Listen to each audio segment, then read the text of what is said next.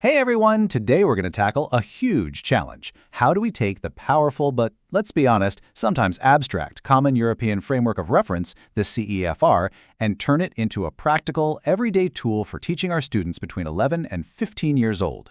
Let's dive right in.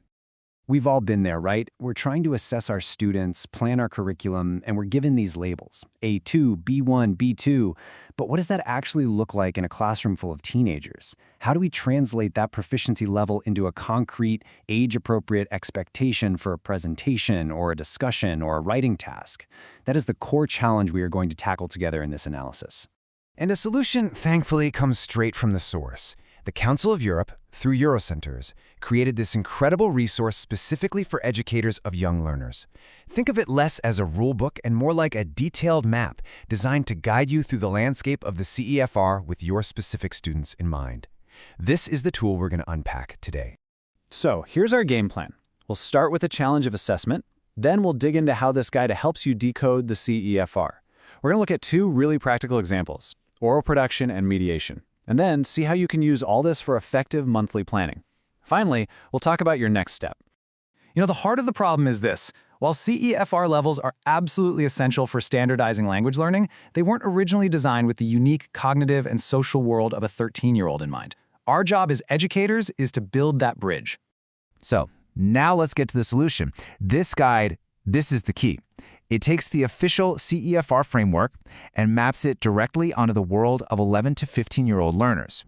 And what's really cool is the philosophy behind this guide. It's not telling you what to teach. It totally respects your professional expertise. It calls itself a roadmap of options, giving you validated, age-appropriate, can-do statements that you can weave into your existing curriculum. In short, it empowers you, it doesn't prescribe. So, how does the guide actually work? Well, it uses tables like this one, which break down the process beautifully. It starts with the official, sometimes high-level CEFR descriptor. Then it assesses its relevance for our 11 to 15-year-olds. Is it fully relevant, partially, or maybe not at all? And then, this is the most useful part, it gives you a concrete, student-friendly can-do statement that shows you exactly what that skill looks like in practice. All right, let's put this into practice with a fundamental skill, oral production.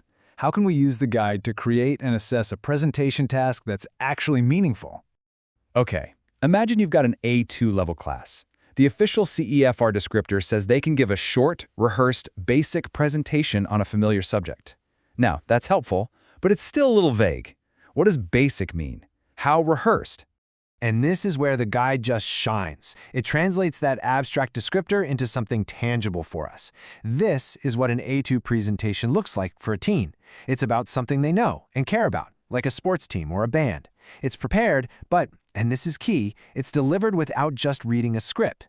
Suddenly, that abstract descriptor becomes a clear, accessible task. And from that one clear can-do statement, the activity ideas just start flowing naturally. You could have students do a 2-minute talk on their favorite band, a trip they took, or the sport they play. Now you have a CFR-aligned task that's also engaging and perfectly tailored for your students.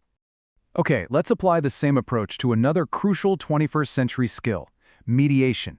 This isn't just about translating, it's about helping people understand each other, explaining concepts, and just generally making communication happen. For a B1 student, one aspect of mediation involves explaining data. The descriptor here is wonderfully practical, being able to look at a visual, like a chart or a map, and explain the main points. This is such a real-world skill that blends language with critical thinking. The descriptor itself is so concrete it almost doesn't need a separate can-do statement. The guide points to specific examples like a weather map or a simple flowchart. We're not talking about complex statistical analysis here. It's about pulling out the key info and communicating it clearly.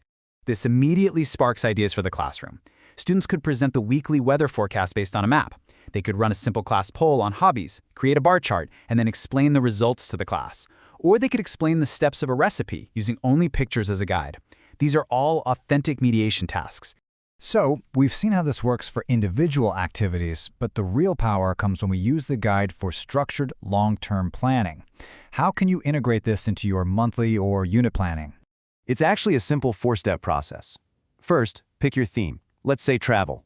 Second, decide on your skill focus. This month, you want to work on oral production and mediation. Third, You open up the guide and find the specific, age-appropriate can-do statements for your students at those levels. And fourth, you design your activities, like the ones we just discussed, to target those exact descriptors. Now your monthly plan is both thematic and rigorously aligned with the CEFR. So what does this all mean for you and your students? Well, it means moving from a place of uncertainty about levels to a place of confidence and clarity in your planning and your assessment. Ultimately, that's the key takeaway. This document isn't just more theory to read. It's a practical tool. It's the bridge that connects the high standards of the CEFR to the dynamic, real-world tasks you do with your students every single day. It makes the framework work for you. And that brings us to a final question for you to consider. As you plan your next unit, what key skill will you focus on? Whether it's oral production, mediation, written interaction, or something else. How will you use these concrete can-do statements to build a more purposeful and engaging task for your students? The roadmap is now in your hands.